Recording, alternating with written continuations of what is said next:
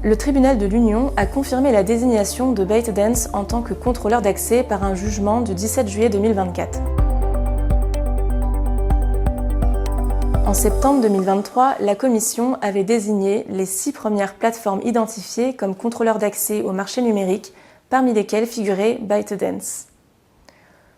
Au sens de l'article 2 du règlement Digital Market Act, la notion de contrôleur d'accès est une entreprise qui fournit des services de plateforme essentiels dont la désignation est intervenue dans les conditions de l'article 3 du même règlement, qui précise les seuils permettant d'établir le statut présumé de contrôleur d'accès. En novembre 2023, ByteDance a introduit un recours afin de contester sa désignation en invoquant 3 principaux arguments.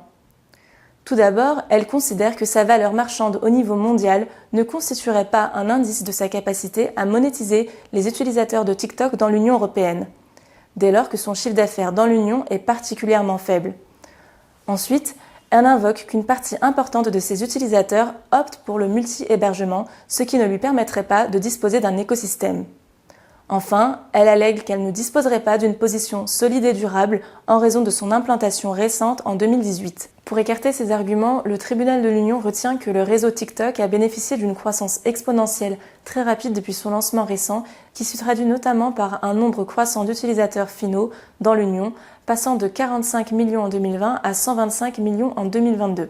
En outre, le tribunal de l'Union précise que sa position est solide et durable dès lors qu'elle n'a cessé de croître en dépit du lancement de services comparables par des concurrents dans le même temps. Pour conclure, par ce jugement, le tribunal de l'Union confirme la désignation de ByteDance tout en apportant un éclairage sur les moyens susceptibles d'être avancés pour contredire la présomption prévue à l'article 3 du DMA.